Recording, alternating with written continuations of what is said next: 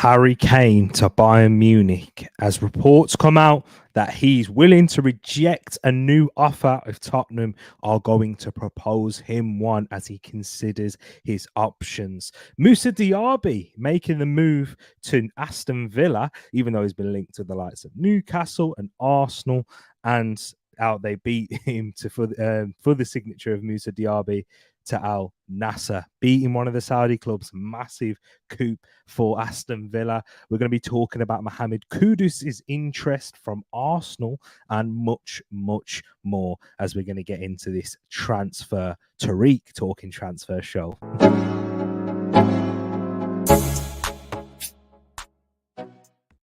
Wagwan, everyone. I hope you're doing well and welcome back to a Tereak Talking Transfer Show. Guys, hope you're all keeping good. Hope you're all keeping well. As you can see right here, I do actually have a new setup indeed. Let me know how everything is sounding for you in terms of audio-wise. That is why I'm running a little bit late. I spent over an hour just making sure that this is all set up well. And yeah, and I'm sure we're still going to be facing some technical difficulties because that wouldn't be a Tereak Talks stream if there wasn't any technical difficulties, to be quite honest with you. But I hope you're all keeping good, people. Hope you have had a fantastic week. Happy Friday to you all. Arsenal playing again tomorrow against Manchester United, and in the Tereak Talks community we do have plenty of Arsenal fans, being as I am one. We have plenty of Manchester United fans also. Top clubs being the ones in the world. But I hope you're keeping well. I want to big up to everyone that is watching live right now. Big up Shay in the building. He says, yo, Nav is in here waving, and listen to Nav right there as he says, smash the likes. Hope you're keeping good. Thank you for that there, Nav. Paxton's also in the building saying, back to being late. It was fun while it lasted. Pax, as you can see right here, we've got a different setup. I hope this is a good reason for me to be late. I promise I'll keep it back. I'll keep on the good streak of being on time. Okay.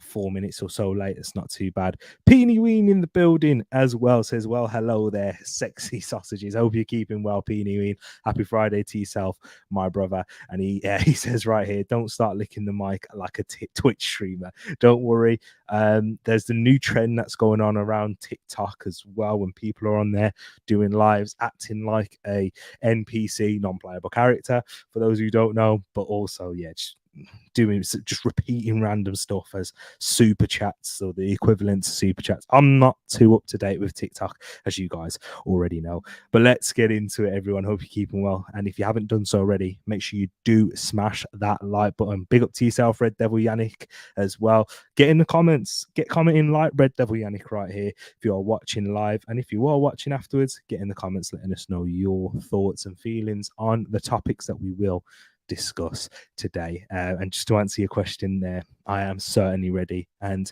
we will be doing a watch along, guys. Watch alongs will be back indeed. I've got the comments set up over to my left while I'm looking on your screen to the right.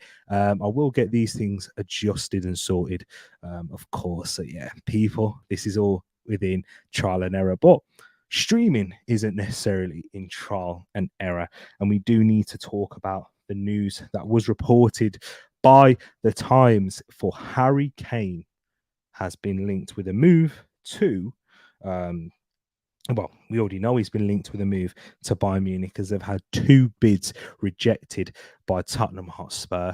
But the news that came out today from the Times is that England striker Harry Kane will not sign a new deal with Tottenham and could be open to joining the German giants Bayern Munich. That is huge. If the reports are true, I think many of us guessed that Harry Kane wouldn't be willing to extend, given a player of his caliber. He's one of the best strikers in the world currently, one of the best strikers to have ever played in the Premier League. Let's be quite frank. And in a time where the striker market is very depleted, we are lacking in a lot of strikers, where Rasmus Hojlund scored 9 goals for Atalanta. Young potential, that's what you'd be buying, is linked, and Atalanta are demanding 80 to 90 million euros for him. Says a lot about inflation, but the striker market as well. So this is going to be a massive one. And if Harry Kane, with a year left on his contract, you'd expect his transfer value to diminish as the days go by, especially as the months go by for him. In January, clubs around Europe could sign him on a pre-contract deal by then. And how many months away we are until January now? 5-6 months away, halfway through the year. Well, over halfway through. So this will open up the options even greater for Harry Kane. He could sign a pre-contract in Europe, but he could hold out and get a pre-contract sorted, personal terms agreed, for a club in England. And as Red Devil Yannick's comment is here, and I've still kept that on the page, Manchester United have been heavily linked, and you'd probably say would be the favourites to sign Harry Kane. Manchester United's situation could change by then with new ownership at the helm, whether it is Qatari or Jim Ratcliffe, and the Glazers still being in charge. That could open up the situation, and the market will open up for Harry Kane in that moment as well. So if he does not sign a new deal, at the moment, Bayern Munich are the ones who are pursuing with putting actual bids on the table, which Tottenham have rejected.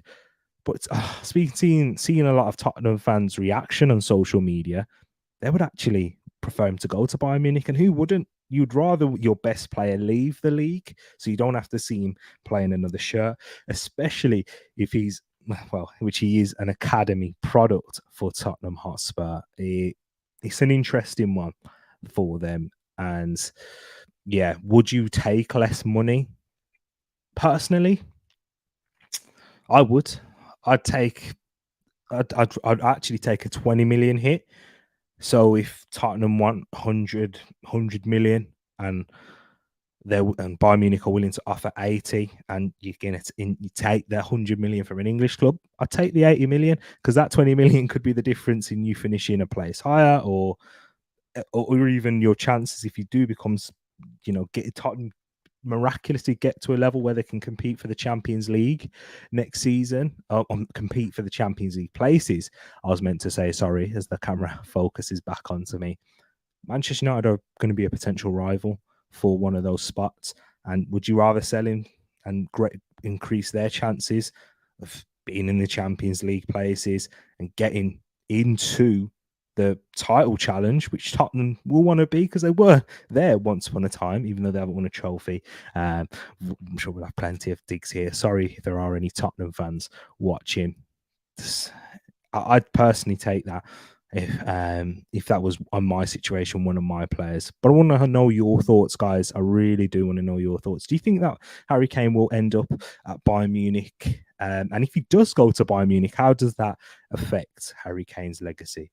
Because there's been a lot of talk and rumours and people saying it just seems like Harry Kane's more interested in getting the Premier League goal scoring record than actually winning trophies. I don't think that is the case. I think ideally he would want to win a trophy or compete for the league with Tottenham, and that doesn't mean a guarantee. And if he won one Premier League with Tottenham, he'd be an instant legend. Well, he's already a legend of the club, but one of the instant legends of the Premier League. To get Tottenham to win a Premier League, that's worth 5 Premier Leagues with Manchester City, in my opinion.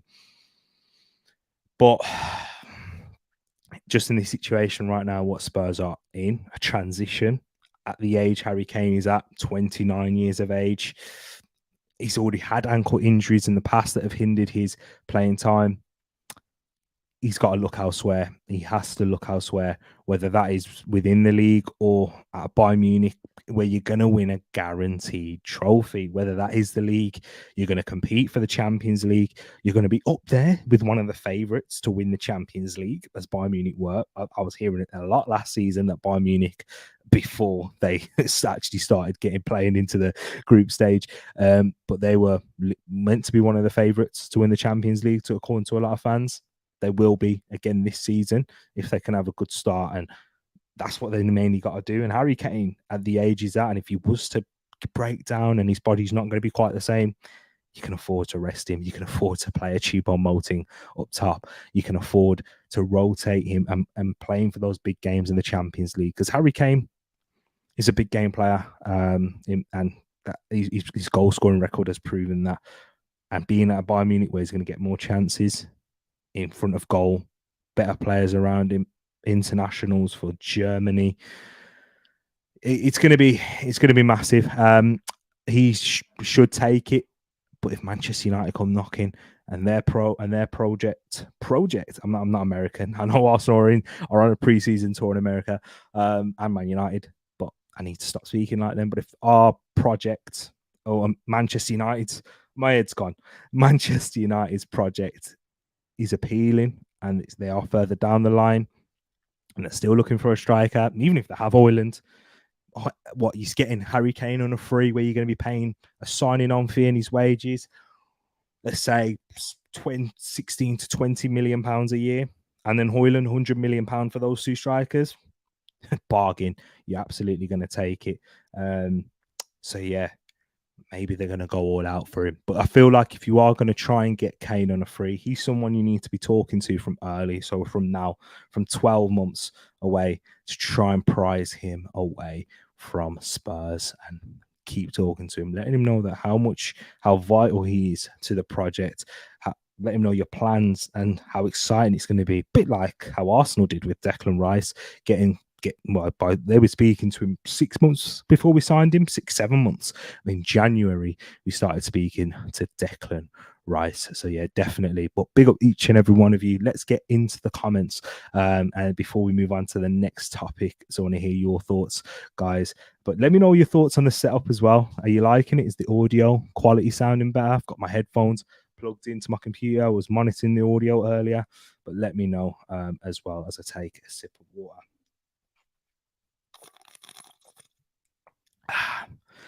So, big up my brother Paxton in the building. Says, for me, preseason is about youth and new transfers. If I see that tomorrow, whatever the score, I will be happy to go for a rivalry themed chat. Tom, yeah, tomorrow I get you, yeah. But I'll let you into a little interesting thing. If you tune into Realist, you might be tuning into me. Hold, yeah, little hint right there. Couldn't make it. I couldn't make it more obvious, could I? What's happening? Big up my brother CM says, large up to T and the TTF. Fresh mic indeed. Hopefully, it is sounding all a-okay for you guys. Big up my brother King in the building. Says, big up T Money, back fresh from holiday. Indeed, I have got a little bit of a tan, which you might not be able to see. It's not too much. It's not as much of a tan as I want, King. But yeah, I'll get a better one next year for sure. Looks like you have upgraded the tech. Fair play. Love it. Yep, I have. And yeah, hopefully it shows my intentions and what I'm going to do with this channel. But let's see what your thoughts are about Harry Kane, people. Red Devil Yannick says, Daniel Levy is not easy to negotiate with. Absolutely. 100% correct. As you say that there. Nightmare. Even when you look back at the Gareth Bale situation, they were adamant on how much they wanted for Gareth Bale. Real Madrid tried to toy and play. The player made it known to Daniel Levy and everyone else within the club, and reporters know that he only wanted and his only desire was to go to Real Madrid. But that didn't alter Daniel Levy's stance in the slightest. And it was all the way up until the end of the transfer window, the final week where they got that deal completed, and then Arsenal were able to latch on to and take and seize the opportunity of signing Mesut Ozil for £42 million, which was crazy money, equivalent to, I'd say, 80 million pounds now. So it's probably doubled that. Yeah, about 84 million pounds, I'd say, in today's market to sign Mesut Ozil. And that was a cut price back then because of how much they needed to sell after they spent so much money on Gareth Bale and James Rodriguez too. Let's not forget that. So yeah, Daniel Levy is not easy to negotiate with at all. Peony Ween says, Harry Kane pen, England pen still cracks me up. Yep, the one against France. I think that's what, in relation to when I said he's a big game player. When I did say that penalty haunted me, especially wearing the England shirt too. Maybe I am defending him too much. I'm showing my allegiances. I can back him to a certain extent because he's an England player, but he's also a Spurs player, so I can't go too far with that. That's why I had to have the limp digs about the trophies. King's put his prediction there: Arsenal 3, Man United 1. New ownership, Glazenomics always in play, especially if Jim Ratcliffe gets it. The Glazers will still have a part to play and a vice on your football club. Peony Ween says, did you see Bernie's new player video? If not, you'll got to find it. Cool. Yeah, I did see it. Yeah, with Nathan Redmond, it was quality. They are really creative with what they're doing over there. Yeah, and plenty of clubs could take a leaf out of their book. Really helps with the Twitter engagement too. Excuse me. Burley bringing out the Teletubbies. Tinky Winky Lala Dipsy, pick up yourself TV. Oh, if you're keeping good as well. Paxton says Spurs ain't getting Champions League with or without Kane. And I think that's the consensus around Spurs too. Obviously, without Kane, the chances are way less because of the market. And that's where Spurs fans, and that's why it's so difficult to really say what's the best thing to do for Spurs.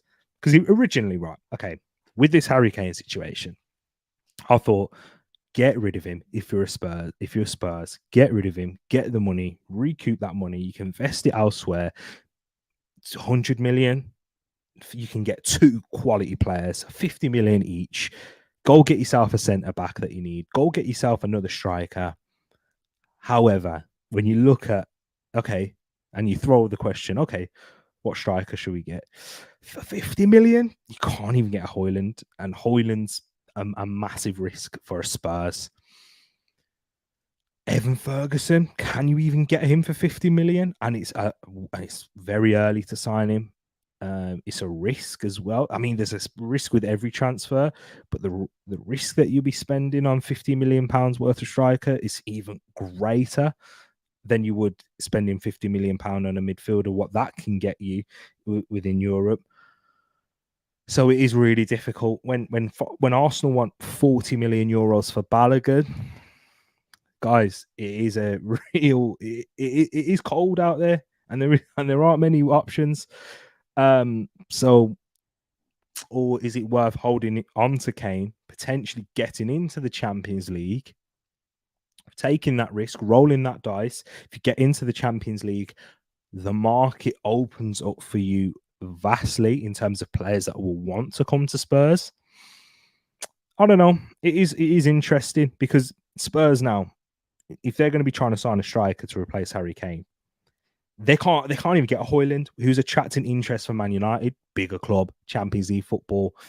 PSG are also in for him. Dusan Vlahovic got Champions League clubs in and around him. Evan Ferguson, I'm sure he would rather. I think Evan Ferguson would be the one if they could get him, but he should sign a new contract. How much is he going to cost? If Brighton do sell a Moises Caicedo, they're not going to want to lose Evan Ferguson as well whilst being in Europe. They can demand top dollar, and I think Evan Ferguson will be £100 million player next season. So they might be willing to, you know what? No, I'm not going to take 60 million now.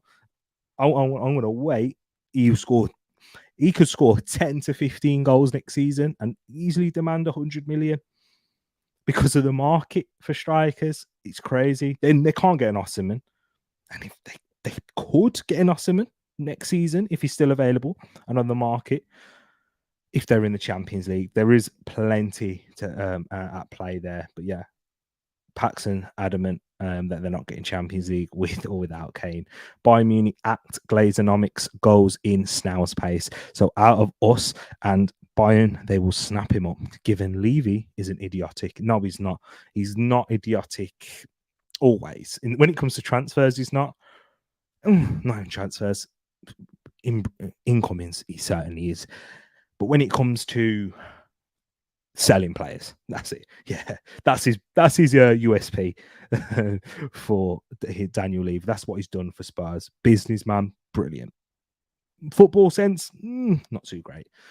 Big up Shay in the building. Hope you're keeping good. Anthony Elanga to Nottingham Forest for 15 million. Here we go. Oh, yes. You know what? I'll star this. I'll save this and we can have a little word on that. Also, bringing up Brooklyn Nine-Nine was awesome. Yeah, it was. It was for Nathan Redmond. Big up yourself, man. Hope you're keeping good since when's the new album released? It's coming soon. Do you want me to start singing into the mic for you? Nah, you don't want that. That's not why you're here. But listen to Paxton right here. Remember, people, on the road to 700 subs, only 45 away. Hit that subscribe button. Share if you have, and if you have done so already. Come on, guys. Please do that. Please. I actually think the sound quality was better before the Licky mic. Peony, it's because T's being so close to it, almost kissing, coming through. that wouldn't already. How's the sound now? Is the sound better, guys? Please just let me know. I appreciate that. You are doing it in a funny way. Oh, I hope you had a good time at prom, my brother Shay. I hope it was good, and congratulations as well. Was that in what year was it? What year was you in? I can see T doing a Love Island party, watch party with the new sound. I see what you're saying. I do see what you're saying. Because there's plenty of YouTubers that have this kind of setup and they do watch parties for Love Island and whatnot. Hey, we'll maybe one day. Maybe. Actually, I'm still waiting for you to sing into the mic for 400 subscribers. You are right. You are right. A lot of that to be sorted. I can't even get the mic to focus. There we go. Is that better? And he sound like Mr. Bean on here. I'm kidding. Good to see you back, Mr. Tereak says Mr. 200. Glad to see you in here as well. Big up to yourself, Shay. Oh, nice. That's what I like to hear. People still watch Love Island. Crazy, says Paxton. Oh no, I can't even click on your comment. Sorry. Back to the football. If you aren't used to this channel, we do go on tangents a lot. And I blame you guys in the chat that can buy Balogun. Or Balogun, sorry, as he's put. No, I like Balogun. I do. We'll talk more about him as well tomorrow in the watch along. But guys, let's get into the next topic. And this is crazy. Aston Villa, you are massive. Moussa Diaby. This is a player that Arsenal fans were very hot on and have been hot on for probably about a year and a half now. From January 2022, we were linked to him, and Arsenal fans really wanted to come in and be depth and competition for Bukayo Saka. Last summer, we were linked with him also, but we were battling interest from Newcastle, who have had long-term interest surrounding the player ever since their takeover. But Aston Villa are reportedly very close to signing Moussa Diaby for a club record fee between 50 to 60 million euros. That is huge. Aston Villa, if you aren't aware why Aston Villa are so strong in the transfer market and have been of late, signing the likes of Pau Torres, Yuri Tielemans, they have newish owners who are one of the richest owners in football. They've got more money than Stan Kroenke and KSE. They are a value. I think they've got a value of net worth of like 21 billion, somewhere around that. And Stan Kroenke's like in the 12 to 13s. With KSE, of course, not with his wife's sale of Walmart. But Aston Villa are being extremely ambitious, and Moussa Diaby is a clear sign of how ambitious they are being. One of the highly touted right wingers on the market, similar to strikers, really, in that right wingers, they're not at a premium. There's not many right wingers at a premium to sign. Why Saka is so valuable to Arsenal, why Manchester United was paid so much money for Anthony. And Moussa Diaby was highly rated, very direct, very, very quick winger. Has got goals into his game, can shoot, cuts inside on that left foot, whips it into the far corner. He's got a very powerful shot, French international. They are cooking and they are building something special there, I will say. Aston Villa. And if they can continue with signings like this, they are linked with João Felix. Unai Emery has been wanting João Felix for a while. But João Felix has rejected them because his desire is to play in the Champions League.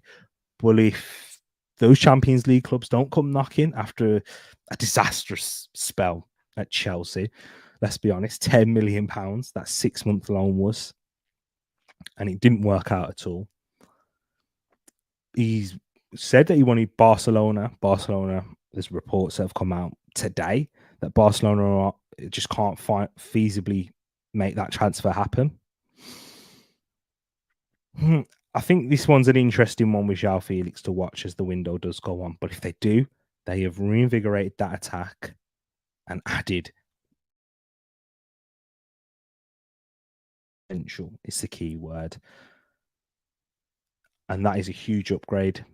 And they will be a serious team knocking on the door for Europe if Unai Emery can implement his style, can get these players to hit the ground running. The potential of Youri Tielemans to, a midfielder that he can progress the ball through all thirds of the pitch, from the deeper third, in the middle third, and make an impact in the final third. A player that it can score goals from midfield, left foot, right foot, can create from that middle third. And then you've got Pau Torres, who's a brilliant ball playing centre back. Lacks a bit on the physical side for me in the Premier League. He'll struggle against the more physical teams. What you can imagine, like an Everton to be next season with Sean Dyche and strikers like Dominic Calvert-Lewin. He will. I do think he will struggle in that sense, but he's a massive improvement on Tyrone Mings. Huge improvement there. And as an Arsenal fan, we know that Unai Emery likes to play out of the back, and he will do so, even if he doesn't have the profile of player at that time. But he's much more of Unai Emery's mould, who already knows the player from his time at Villarreal as well, and had a really good run in the Champions League to reach the semi-finals. And then Moussa Diaby, a winger that is so direct, has goals and assists to die for in the Bundesliga.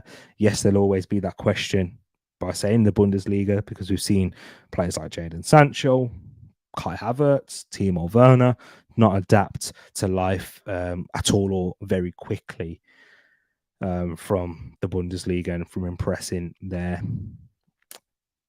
But you can't blame the ambition that they're showing right here, seriously. And it's gonna be an interesting season, and this is why I keep talking about Chelsea. When people are saying, "Yeah, Chelsea can be back," yeah, Chelsea fine, yeah, they'll be back. They'll be challenging for the top. Do you know what? People say that they're going to be in the top 4 again.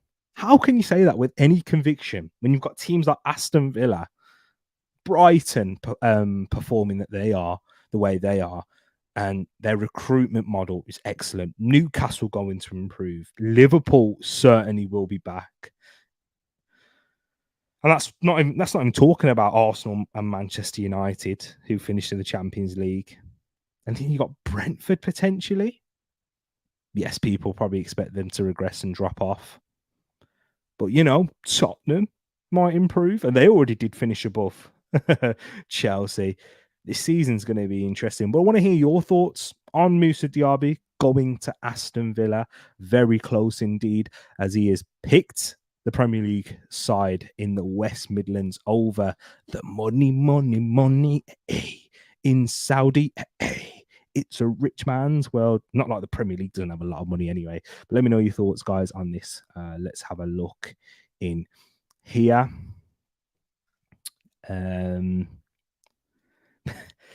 Your comments, guys.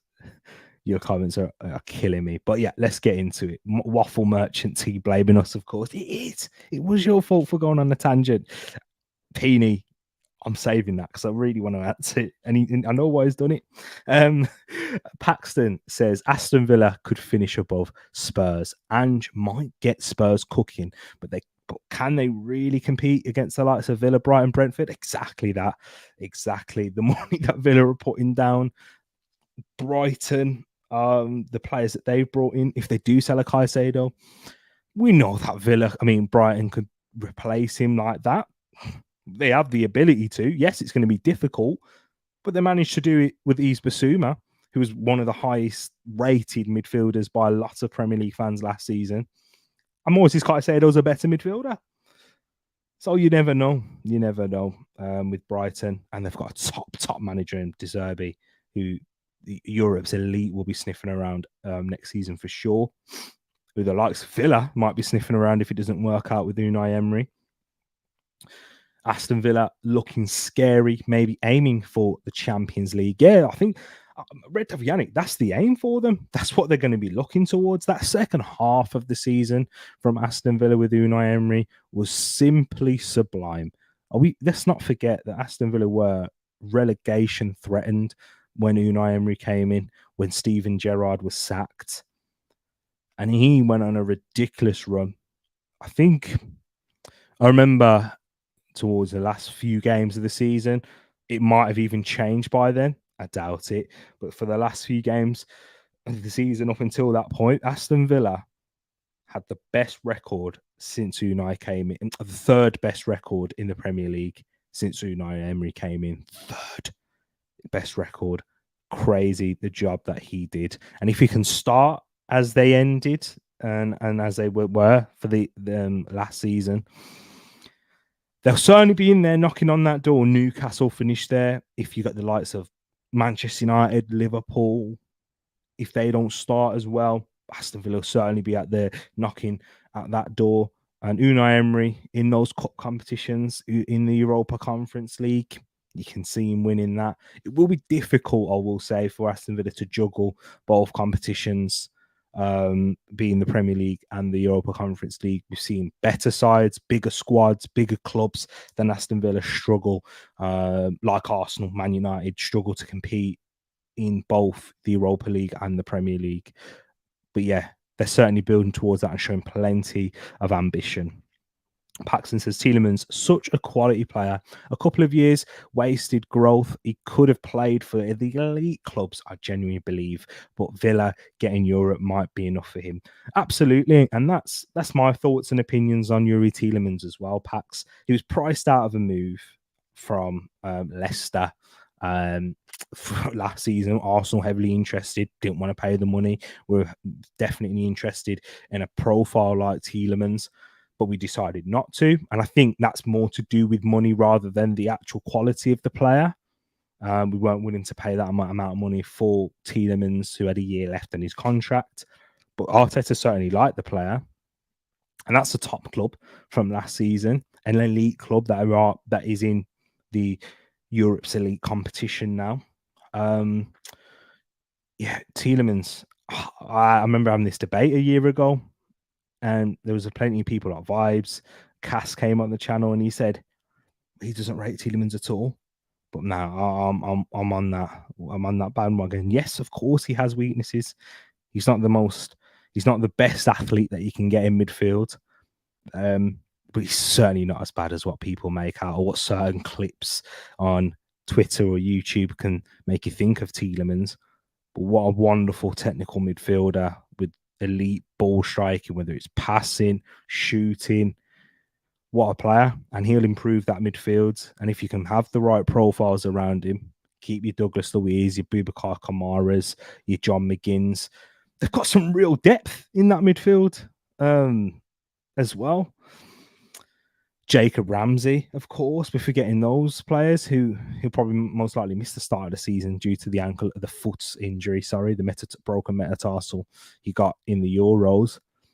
Yeah, it's a great point there, Pax, and I'm just waffling on about their depth to that side.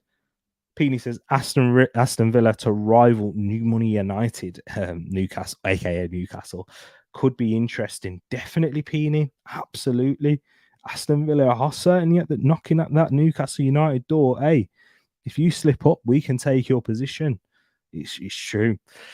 Grandad, I keep saying Granddaddy Goonix, so I keep hearing Tom say it. But Mr. 200, we thought he was Abu Diaby's son. We don't want him now. He's not related. If he was related to Abu Diaby, I'd stay clear. Not because of the player ability at all. Abu Diaby is one of my favourite Arsenal players, and from growing up, when he was playing. But the problem was he didn't play enough because of injuries. And yeah, what a baller he would have been. But yeah, he's not. And that's why I wouldn't want him. It's because those injuries. But as a player, technically, if he was like the right winger version of Diaby, they've got a serious player. What would you like to see Arsenal do in terms of goings and outgoings? Another one I'll save. Brilliant question right there. Thank you for that, King. Let me save that in here. I just want to make sure I can keep on this, but definitely going to get to that, as well as my favourite takeaway and Anthony Elanga from Red Devil Yannick. I better watch what I say. I'm the only one in the chat that's not a mod. Hey, we'll get that. Let me get that sorted for you. Mr. 200. You will be a mod now because you have been a long time servant in here. So, and a long time subscriber to the channel. Oh, I wish I had servants. Not really. I don't think I'd want that. I like to think I'm a bit too polite. Should have tired out, Paul. He's got the ability now. Spurs are unreadable right now. It is difficult. And Paxton's giving us an update on here. Diaby on Caicedo. I spoke with Tony Bloom, being that he told me if the conditions don't change, Moises stays with us, which for me could be great news. If Moises leaves, then we have to find another player of the same level, and that's the position of strength Brighton are now in when it comes to Moises Caicedo. And if he stays, I'm sure he's going to play his heart out. He seems like a top professional to me, and the options will open up for him even more as well as he continues to perform and continues to grow. Arsenal could knock on that door. Our situation with Jorginho and Partey may change. Real Madrid could even be knocking on that door. You know, he's in a good position right now. Of course, he wants to make that move, and he could be on life-changing money for someone that's grown up in Ecuador, and you've heard about his situation. But yeah, interesting. So, yeah, and Brighton would be a serious outfit. Add that to you, Aston Villa's and Newcastle's. Great point. Big up to Mohammed in the building as well. Hope you're keeping well, and I hope you are keeping good and sending love out to you always, Mohammed. Man says, big up to you, got to go. Looking forward to the watch long tomorrow. I'll chat to you after the stream, bro. Have a good one. Hope you have a good one as well, man. Appreciate you for popping in and stopping by. I would take Yuri Tielemans at Arsenal. He's quality. Player just needs a new environment. Absolutely. And we might see the player of Yuri Tielemans that was once heavily, everyone at Arsenal really wanted him. And I was at the stadium when we sang to him, Yuri Tielemans, you'll see you next week. I joined in as well. Is Villa the new Leicester City? Oh, brilliant question here. Is Villa the new Leicester City? Good scouting, fighting for European places, but not enough for the CL. Are Aston Villa replacing the East Midland club with the West Midlands club? Oh, I think yes, but the difference is, King, with Aston Villa, they're spending money like they want to be fighting for the Champions League. And when we talk about spending money, you have to look at it in relative terms. Don't just look at the number that they're spending. Look at how much they're spending compared to the teams around them. Because there are lots being made about that with Arsenal. You spent so much money now. You have to win the league. Look at that. You spent what, 500 million under Mikel Arteta. Mate, in that same time span we've spent with Mikel Arteta, Chelsea have spent more. Man United have spent more. Liverpool have spent a lot. I'm not sure if it's more, but a lot on already a top side. Manchester City have brought in Hojlund. If you think that's 50 mil, I'll let you think that. But yeah, I'm sure there's probably more teams. Tottenham spent 150 million last season. Guys, you know what I mean? We have to think about that there, but they are spending a lot of money, Aston Villa, compared to the sides in and around them, and they're looking to improve. I think they're ready to pounce if a Champions League team fails. Essentially, if we get a similar season to last season, King, Aston Villa will be knocking on that door. Where Liverpool weren't at their best, Chelsea, Tottenham, even Manchester United, they finished in there, and that's an overachievement compared to what we expected from them. But if Aston Villa are in and around there, they could cause them a few and cause some trouble and upset. And if Aston Villa get themselves in the Champions League, boy, oh boy, they're not looking there to be in there for 1 or 2 seasons like a Leicester when they finished in there, for example. So it's a good question. I think they could even be in and around this position for a longer period. I ask the important questions. Man, upgrade his channel and calling us servants. Once he's on that big money, what will he call us? King. I'm sorry, man. It was a slip of the tongue. It was a slip of. You guys are funny. Breaking news. Tereak believes his viewers are his servants. Hashtag I've cleaned the toilet, boss. Hey, thank you. Thank you very much. You guys, man. This is what I mean. You're too funny. I'm trying to stay on track. T getting cancelled within 24. I might have to just lock this stream off now. I might just have to.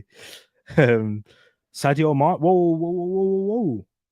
Breaking news on here from Paxton. Sadio Mane being told he has no agreement with Al Nassr or any other club yet. Saudi clubs still interested. Meetings took place, but not more. His future also depends on Kane. Wow. And this is what I love about the transfer window. The domino effect, the butterfly effect, as it's known for a lot of people, but I like to call it the domino effect. It makes it a little bit easier to understand in that one piece falls. If it falls, if Harry Kane moves to Bayern Munich, Sadio Mane goes to Saudi Arabia, and then who does that open up for Spurs? Potentially anyone? I don't think so. I don't think that really helps Spurs in that sense. But yeah, it helps Bayern Munich for sure because they get a player of Sadio Mane who is at that wrong side of 30 now. Had a disappointing season. Had a bust up with one of their players in Leroy Sané last season. That could be huge. That could be huge. So yeah, it's looking like the Harry Kane saga is what's holding that back. Bayern Munich has not received an offer yet. Mane fighting for his chance and expected to join Bayern on their trip to Asia on Monday. Final decision expected late in August. So this is what I mean, man. This transfer window is really only just began. Even though Arsenal have got their business wrapped up, their priority business nice and early. But of course, we're going to be talking about some potential incomings later on for the Arsenal. Mohammed asked a question. Hi, Tereak. When will you do the next phone-in show to talk about Arsenal and transfers? Big up, my friend. Thanks, Mohammed from Palestine. Yes, my brother. Yeah, we'll be doing a call-in show. This has been asked a few times now. So we'll be... Do you know what? I'm going to say we'll definitely do a call-in show next week, Mohammed. Next week I will post more on that. So yeah, stay locked in with the channel. I'll create a post on the YouTube community as well, and join the Discord if you haven't done so already in the live chat, and I've got all the links to the socials down there as well. So yeah, we will be doing that next week. I will schedule that calling show. We've got plenty of free time to do this as well. Paxton says, who eats kiwi skins? I do. I love kiwi skin. Don't worry, T. The dishes are washed. So the toilet's clean. The dishes are washed. Hey, the TTF. This is why you are family members, or shall I say, the TTS. Tereak Talk servants from now. I'm not gonna let you guys aren't gonna let that go. But I love it though. I think Arsenal will win 3-1. Rice, Saka, and Ben White with the goals tomorrow. That's Shay's prediction. But yeah. We've spoken about Kane, Tottenham, Bayern Munich. Spoken about Moussa, Diaby, and Aston Villa next season. We'll obviously, when we get closer to the season, we can talk about our predictions. It'll be very interesting talking about Unai Emery and Aston Villa going into next season and looking at how that squad will shape up for next season. Just so, you know what, we can link Tottenham and Aston Villa right here because Douglas Luiz, Aston Villa's player of the season last year, has been linked with a move to Tottenham, and Arsenal's name's already been thrown in the hat. Don't see any legitimacy in that source. And I think the only reason they've popped it out is because Arsenal were interested 12 months ago. And yeah, but he signed that new deal. We weren't able to get him across on deadline day. He wanted to come to Arsenal, but he was also open to staying, so he didn't make that move. They gave him a bumper contract, and he had a fantastic season after that. It is what it is. Spurs are interested. Do I even see that happening? No chance, because I don't see Aston Villa wanting to lose one of their best players to Spurs when they're in a better position, being in Europe, finish higher than Spurs in the table, bringing in the likes of what we've just mentioned, Diaby, Tielemans, and Torres. Guys, it does. Why would he want to leave? Why would he? Maybe to live in London, possibly that, but it's not like they have even European football to offer him. Just doesn't make sense. But now we'll talk about the other player that you can see on the thumbnail, and that is Mohammed Kudus. Ben Jacobs of previously of CBS Sports. I don't think he's there anymore.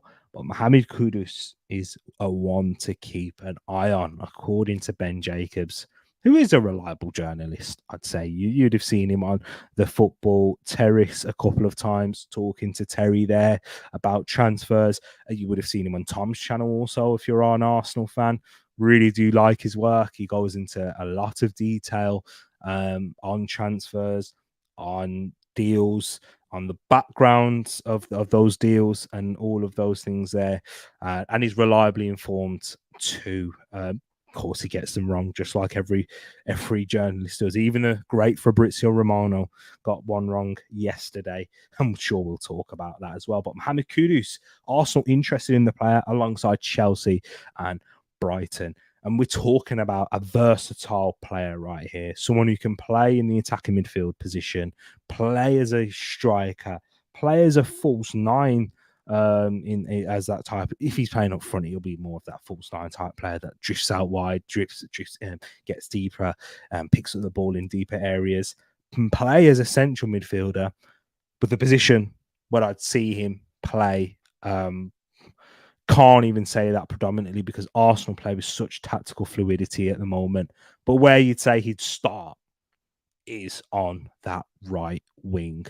A player with plenty of speed, brilliant dribbling, direct, left-footed as well, so that provides that balance and a cover for Bukayo Saka.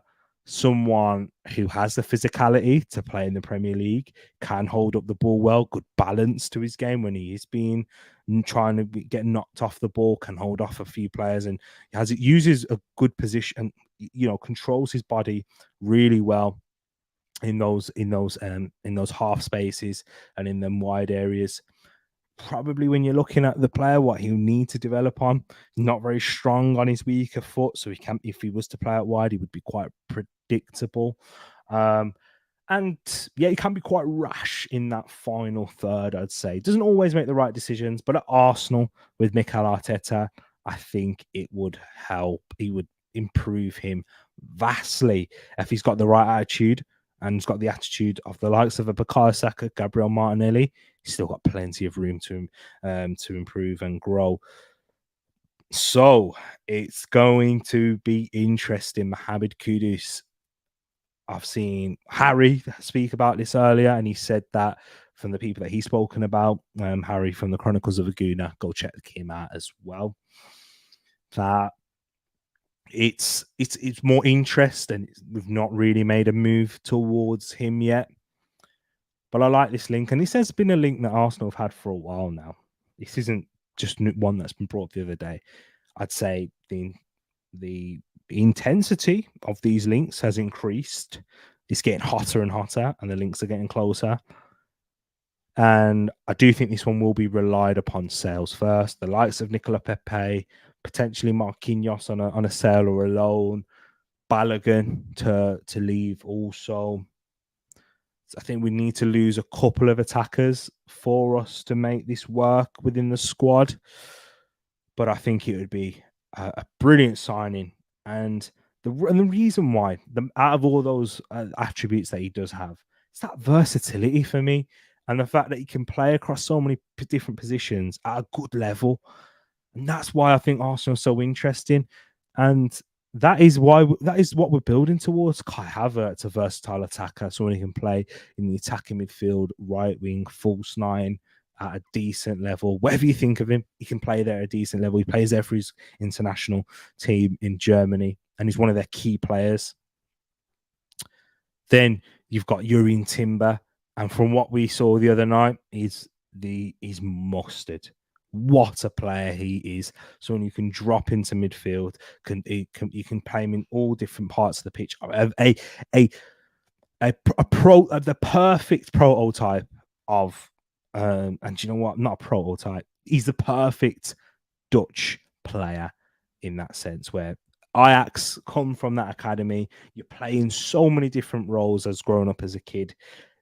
And that's what they want to add to that in your game, is for you to be able to play in so many different positions so that you're comfortable in different parts of the pitch. And Yuri and Timber is certainly that. We've seen the versatility and the development of Declan Rice from a centre-back to a defensive midfielder to a number 8. This is it. And that's what Arsenal are looking towards, having that real versatility. And that is the goal, to have versatility, because if you have players that are versatile, that creates depth. I've been trying to tell this to all of us, to our fans, to rival fans. You don't need numbers for squad depth. You just need players that are versatile. That is all you need. Manchester City are the perfect example of that. They keep a lot of their key players, their first team players, engaged by letting them, having the likes of Phil Foden that can play left wing, right wing, false nine, centre midfield. You've got the likes of Kevin De Bruyne, Ilkay Gundogan, who is very versatile, Bernardo Silva. Guys, they were Raheem Sterling when he was there playing across that whole front line, left wing, right wing, and in that false 9 position. Guys, they were. That's how I think Arsenal trying to build.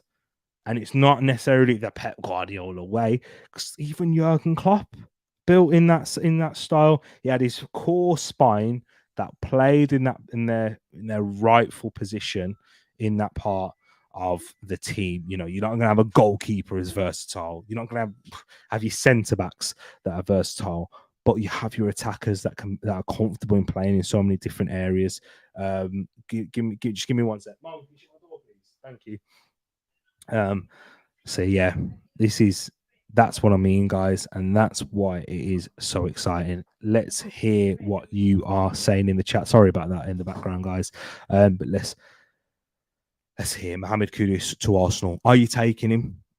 If we can make a few sales, would you sell the likes of following Balogun to bring in a Mohammed Kudus? I'll be honest, that's the only way I really actually see it happening. If we was to make a big sale in the attack.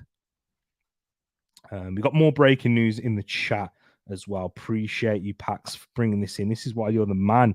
This is why you are the man, as he says right here. Sorry, as the exclusive is here. Al Nassr have just sent contracts to Manchester United for Alex Telles.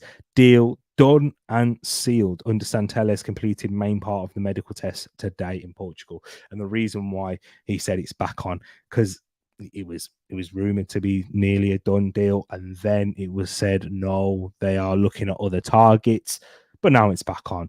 After they had cold feet, they've gone back to him and couldn't really let's say if it wasn't their priority to get an Alex Telles in, they've certainly not been able to get anyone else. So Alex Telles is moving. 4 million is a reported fee, and I think that's a good fee for Manchester United. I do think that's a good fee for a player that is not going to be worth. You know, he wasn't in the plans of Eric Ten Hag. They brought in the likes of Malacia last season. Luke Shaw was outstanding. Alvaro Fernandez, who's really impressed in pre-season for the Reds. That's 3 left. That's 3 players in that same position that are ahead of him right now. But I think that's a good deal to get 4 million. Oh, if we could get 4 million for Nicola Pepe, I'd be over the moon.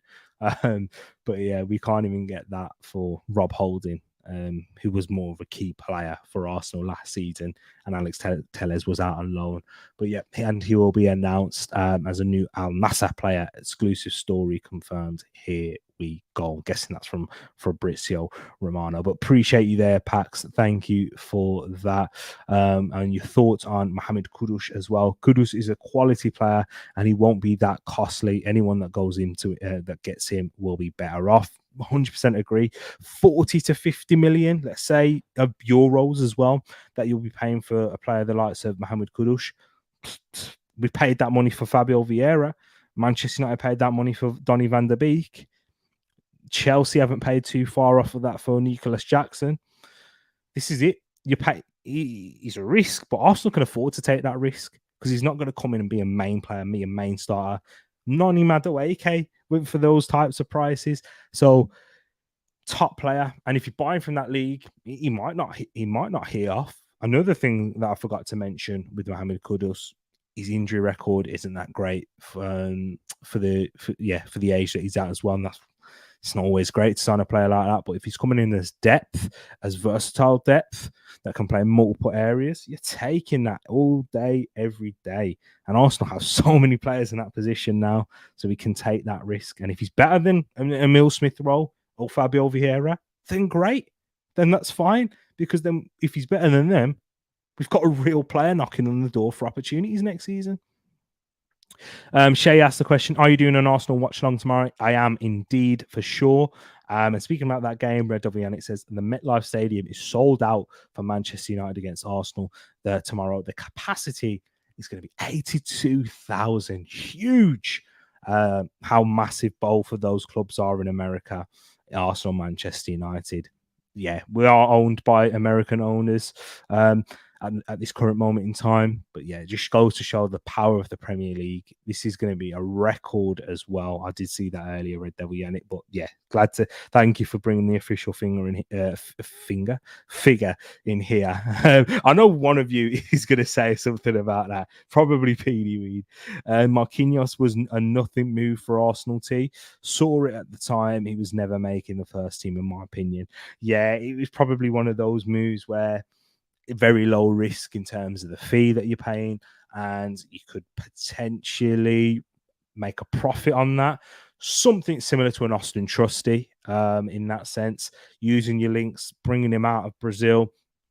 Good potential. Sell him on for a little bit more, make some profit there as well. I think Austin Trusty will eventually be that for Arsenal, although he's playing a few preseason games and he probably will play tomorrow. I don't think he's got a future at the club. And the same probably goes for Marquinhos. But a brilliant cross from Marquinhos, by the way, for Kai Havertz. But I think you're right. Peony Ween says, I've cleaned under your bed, boss. But where do you want this cardboard feeling sock? Oh, my days. I shouldn't have read that out. I should have read that in my head first. Oh, my days. He's thrown me off there. Don't click that. Oh, Peony Ween. In the bin. That's where it needs to go. But let's go on into the starred questions that I've got here, or the starred comments, because Red W Yannick, as he did point out here, Anthony Elanga to Nottingham Forest for 15 million. Here we go. From Nottingham Forest, decent player, good attacking depth, Premier League level, I'd say. Yeah, lower end of the Premier League for Anthony Elanga. He was trusted by Ole Gunnar Solskjaer and Ralph Rangnick. Came in, made a decent impact at Man United. I'd say he's probably of a similar mold to a Jesse Lingard type player for Manchester United. But I think for Nottingham Forest, it's a decent deal. But I think the real winners of this deal is Manchester United, because that's £50 million of pure profit, essentially, from an academy player that's come through there, played a part in your team. You're moving on in terms of quality now from him. And yeah, you get 15 million pounds to add TK. And Man United, you know, generally in sales, you haven't been good. But when it comes to Anthony Elanga, Dan James, when you're selling your wingers, you seem to make a bit of money on them. But yeah, interesting, because you have got depth now with Jadon Sancho, Anthony, Amad Diallo there, Facundo Pellistri, Garnacho on that left side, or Rashford. There's just to name a few. I'm probably missing out a few. So for a player that's surplus to requirements, £15 million, excellent. Once again, I link it back to Arsenal. If we got that for Pepe, I'm dancing. Okay, brilliant. Off topic, Peony Ween says, what's your favorite takeaway food? Do you know what? At the moment, it changes all the time, but at the moment, it's any place that does grilled chicken. snacks. There's a place close to me. It's called Grill It. It's a good name, and it says is what it says on the tin. But Grill It, grilled chicken, add some peri fries with that. Better than Nando's. I think Nando's, naff now, overrated certainly, because Nando's, it was probably the first of its kind, really. One of the first big fast foodish restaurants that did grilled chicken, relatively healthy, not really that healthy when you look at the sodium that's in these things. But yeah, it was good for its time period. Then everyone jumped on it, and it's not as good anymore. Not just because everyone jumped on it. I just feel they make it for mass production now. So food's cold, always putting on the go, trying to be like McDonald's of grilled chicken. And McDonald's food's not high quality at all. Far from that. Tastes all right, good base level, but yeah, that's about it. What's yours? What's your favorite takeaway? Let me know in the chat, guys. What's the quality saying on this stream as well? Saying I've got a weak Wi-Fi. Shouldn't do. But King asked the question: what would you like to see Arsenal do in terms of ingoings and outgoings, or incomings and outgoings? So, because we're mainly focusing on outgoings at the moment, I'll start on that. So, Pepe, Cedric, Runners. Let me have a look at the squad, the Arsenal squad, whilst we are here and at it, people. Let me do that. Let me just bring you over here, because I can share my screen with you as well then, when I do have a look at this squad. And I've got it on my screen as well for you. Okay. So let's share this screen right here so we can have a quick discussion of incomes and outgoings. We have gone for just over an hour, and I'm aiming for this to be just over an hour as well, guys. So now, thank you. If you haven't done so already, hit that like button, subscribe if you are new. Get in the comments, let me know your thoughts and feelings on all the topics that we've discussed so far, and ones that we haven't discussed as well. I do love to hear your thoughts on these topics. So let me just change that background because it doesn't look good with that there. But yes, Aaron. Okay, that goes without saying. I'm keeping the lad. Do I need to zoom in here as well? Possibly. Yeah. Outgoings. Alex Runnison, minimal fee. Not really going to get too much from him. Personally, I'd rather sell Carl Hein and keep Arthur Okonkwo, but the news that we're seeing is that Arsenal are willing to let Arthur Okonkwo go on a permanent sale. Had a brilliant loan spell at for the first half of the season, had a fantastic second half of the season on loan at Sturm Graz in Austria. I like what I see of him. Arthur Okonkwo a bit more. Carl Hein, just simply not at the level, but for third choice goalkeeper, can't really complain.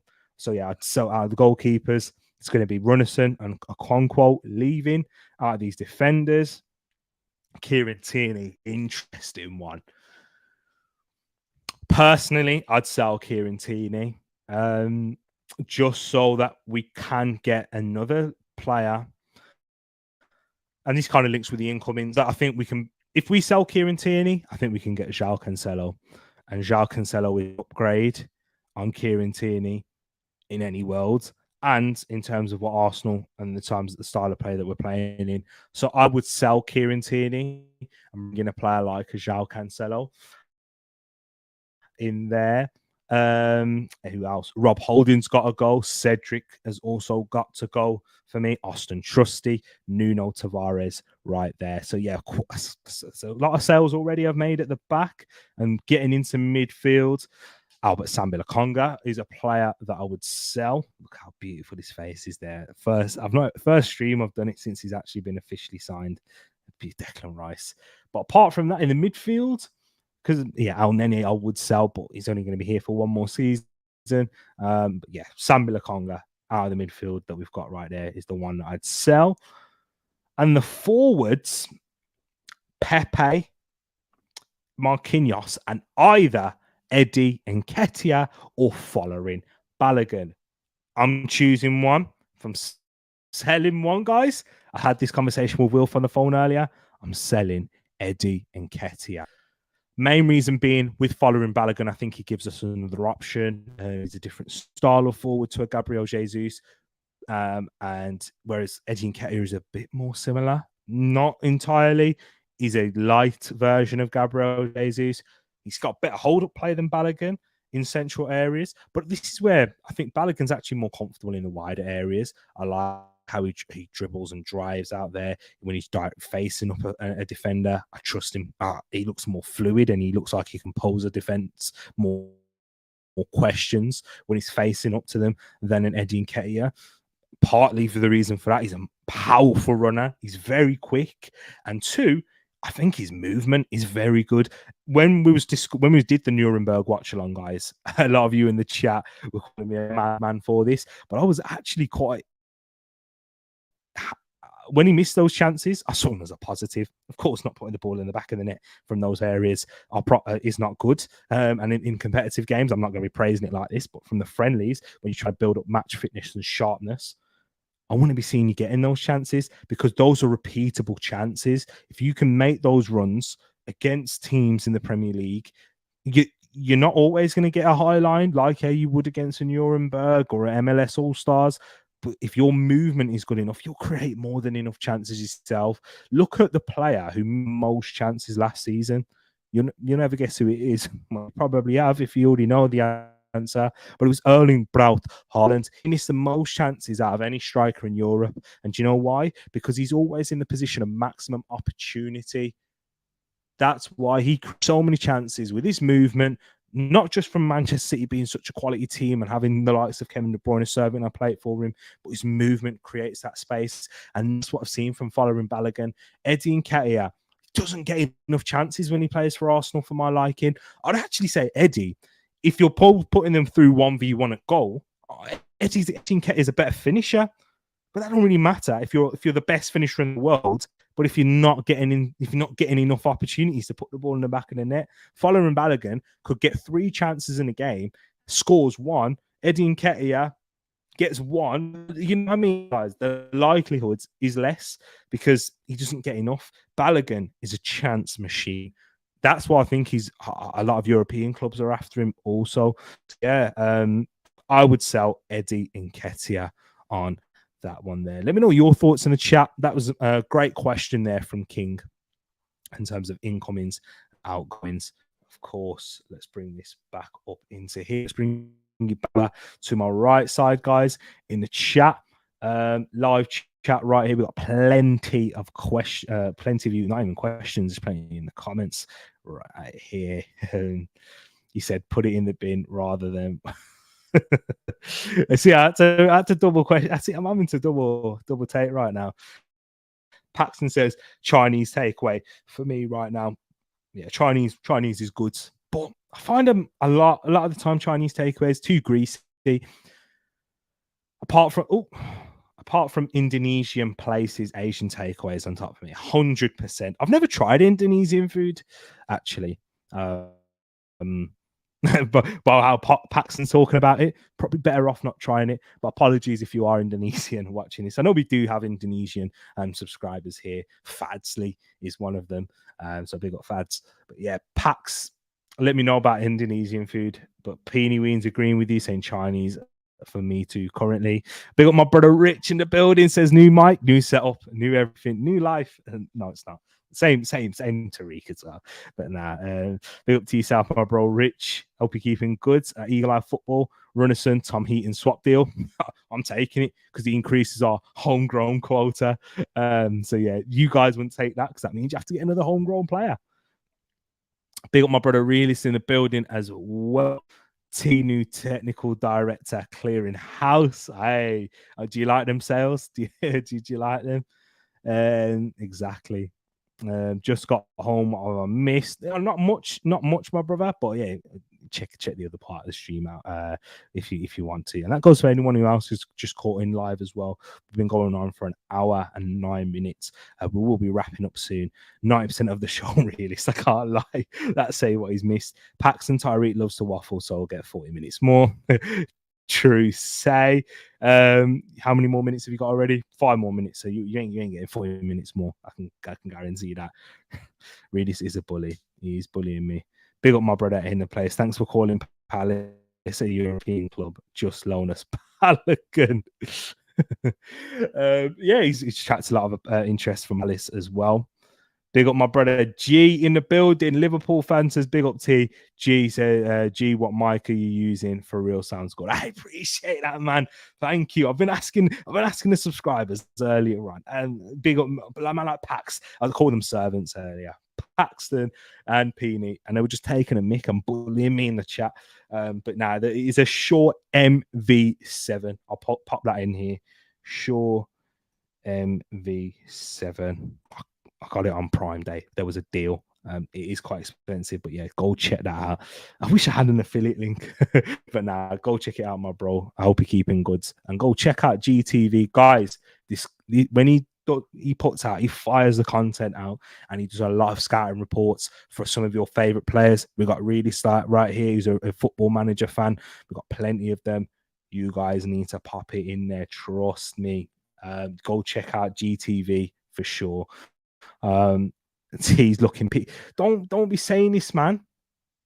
I'm looking good for my. You see, you man are stressing me out. You can't be doing it. You're stressing me out. Oh, am I actually looking pictures? Nah, I can't even second guess. You're just gonna play on it now. You're gonna play on it in my head. Shrewd operating team. Appreciate it. But guys, I am gonna wrap this up here. I am gonna wrap this up indeed. I hope you've all had a fantastic Friday. Thank you for coming on into the stream, talking transfers, talking absolute nonsense as well, and waffle.